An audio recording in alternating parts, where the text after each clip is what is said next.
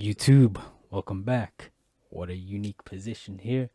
We are actually updating a rune page to fit the current season because the meta kind of changed, and with the change, so did the build and rune page. I'd say altered. I wouldn't say it hasn't completely changed. Otherwise, it would have been a completely different playstyle. Or I could just say the other rune page is redundant. So, what is it? I mean, you clicked on the video. Forbidden Velocity updated. The one I did was actually 10 months ago, different times. But yes, I'd say the type of champions, guess team comp that you would want to face with this is the more, like, I'd say the more annoying champions, the ones that are far away, do lots of damage and stuff like that. That's what you're kind of looking for. Tanks would be like some other type, but if you're facing people like Jace, some squishy jungler like Kindred, that kind of stuff, the ADHD champions that need to do a lot of damage, move fast, cast lots of abilities, those kind of rare breeds of diseases of champions. That's what we're looking to face when we take this. That's why we're taking extra mobility so that we can catch them. Now, let's go into the rune page and explain exactly what's going on.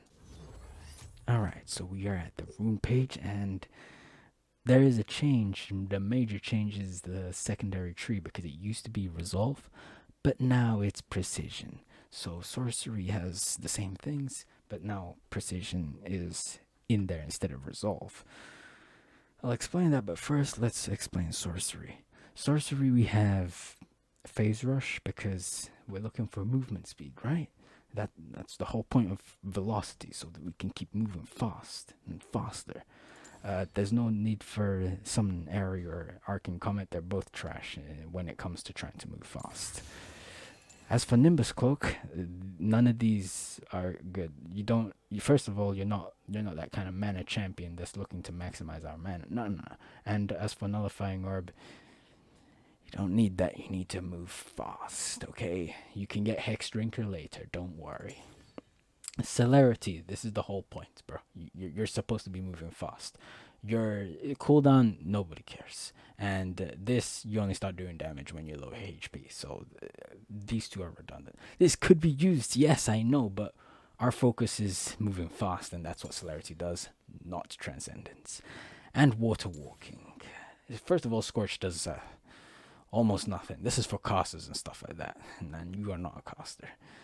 Uh, and it doesn't even do that much damage, like I said. As for Gathering Storm, yes, I understand AD is Darius, but we do not have the time to wait 10 minutes for 5 AD. We do not have 20 minutes to wait for 14 AD. We do not have the time. Unless you got lots of good teams, then all right, go ahead. You can go this. But personally, I do not have the time. So I gotta go water walking. It will help me in the river and stuff like that, especially when I'm trying to get skull and stuff like that. So this is good. With this explained, now we go into the precision tree. We change from resolve because the main reason is because I need the damage coming from Last Stand. I only start doing damage when I get 5 stacks, and when I get 5 stacks, I'm already below 60% HP. So this is gonna be very prevalent in this rune page, or should I say playstyle as a whole. So Last Stand is really the key here, and we finish off with Legend Tenacity because if we're being CC'd, we are surely dead. So lowering that by any means is very helpful. I know what you're thinking. Where's Triumph? I know, but compared to the other two, Triumph is actually the least important one here. Yes, I'd love to have it, but Tenacity, I need to make sure I don't get uh, stunned for 10 seconds. And Last Stand, I need to make sure that I do as much damage as possible. Thus, I have to drop Triumph so that I can get the more important things. As for this is the most important thing here. It's better than the AD. It's better than 5 AD, and it's better than Ability Haste. AD here because we're not looking. We are an AD champion, okay? That's what we do. We do damage, and that's what we're supposed to do. Now, here, we can't take any damage, so we gotta take resistances, which would be either armor or magic resist. We don't have time to scale our HP. We just need to ghost at them and kill them as soon as possible. Level 1, 3, 6, whatever it is, we need to kill them as soon as possible. We don't have time to wait until level 13. Now that that's explained, let's go and dive into the item build. Okay, so it's been a while because I see that I have Cull here. Cull is actually bad. After building it many games, I have come to the conclusion that it is wrong to buy. Yes, technically speaking, if you get fed and you have Cull in your inventory, technically you're getting more gold. I agree. However, you are actually setting yourself behind so that you can get yourself ahead later on. You do not have the time to do that. At least I don't. I don't have that kind of luxury. I need to speed things up and make sure that I get ahead. Plus, you do not want to buy Cull against GP or anyone who scales harder than you, like Kale. So do not buy Cull. Look to kill the enemy champion instead. So, and also, I don't think Doran's Blade is all that good. I really don't. I don't even waste my money on refillable potion either. I just start these. This is the best This is the best starting item in my opinion. Now, as for the core items, the actual build itself. Okay, so let's see what we got here. We got Stride, Tabis, Force of Nature, Maw, Death Stance, Cleaver, and Shojin. If you haven't noticed, the bottom two items are the situational items, the ones that you interchange between each other. But the top row, so these four items, these should be mainly built most of your games. When you see me in the games, you'll see exactly how I play it. But ideally speaking, most of my games, they always have enough AP champions to build both of these magic resist items, and they have enough AD items for me to always build steel caps and death stance, and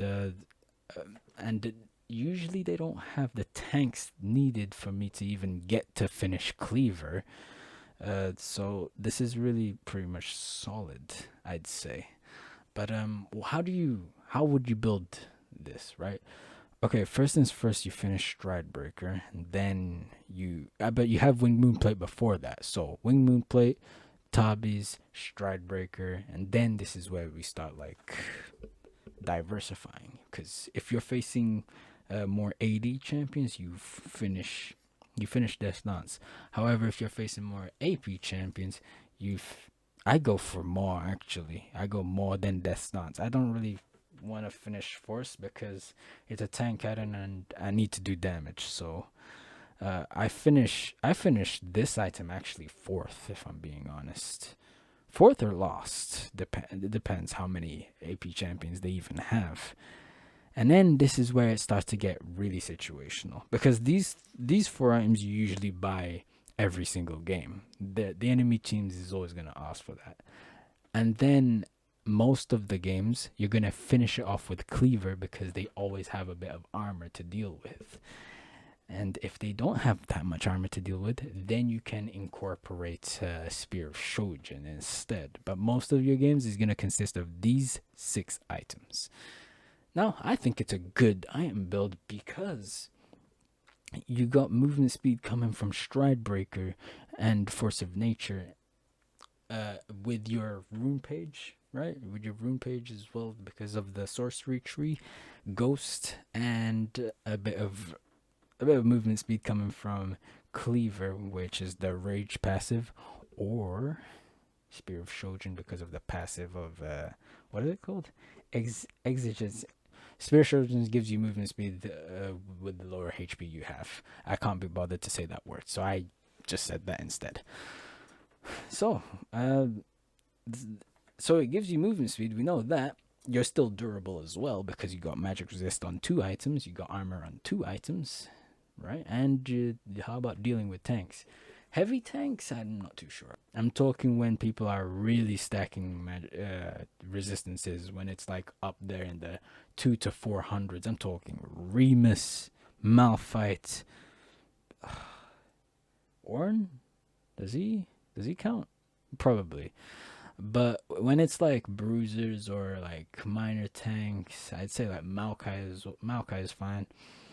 You should be able to deal with them just off of Cleaver. So that's why I think Cleaver is still important in this build.